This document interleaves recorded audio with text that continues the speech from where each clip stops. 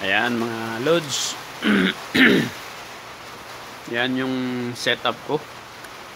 Bali dyan tayo na 12.8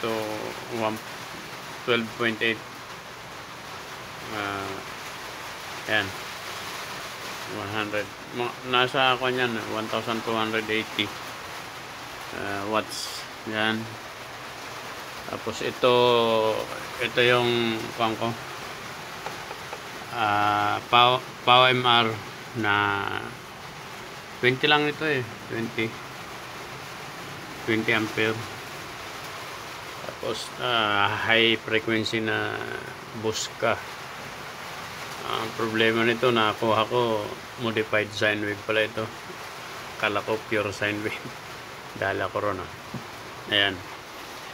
Yan. Bali ito, yan yung na-symbol kong automatic transfer switch. Bali sa ako na ito. Nakita ko sa video ni Buddy Froy. Shout out Buddy Froy, thank you. Okay. So, hindi ko pa tapos na i-kuha ito. Setup. Testingin lang natin. Bali, ilagay natin yung yan. DC. Bali, yung ilaw ko pala dito, mga kanyan, 12 volt system yan, 12 volts. Yan, 12 volts yan, 12 volts. Yan. Bali, direct kumukuha dito para iwas sa system loss. Kasi ito kasi nagge-generate pa ito ng kumbaga may system loss pa ito itong inverter na to Yan. Bali, okay natin yan dyan. Ito. Power up natin yung inverter. Yun. Ayun. Ulit tumakbo na siya ito yung monitoring ko ng ito sa AC ito yung supply ng ito. Punta roon sa ayun. Yung ito yung priority ko yung ito solar priority. Pero pag may supply dyan yung yung DU ko yung pang Meralco ba suray ko dito sa amin yan, diba?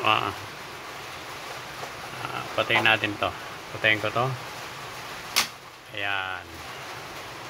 Pero pag inopen ko yan, dapat ang dyan kasi yung supply kasi dyan yung ito distribution ito ito yung sa plugin natin Meralco, parang Meralco to, pasok siya doon, hindi pa tapos pasok siya doon.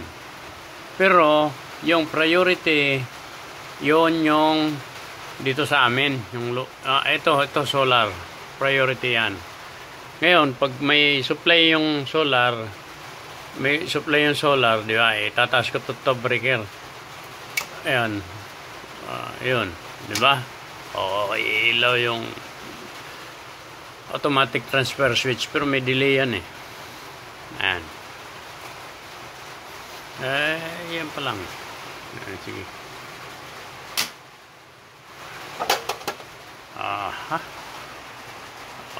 Patayin ko yung inverter. Matay yung ito. Tanggalin ko na lang yung tanggal ito.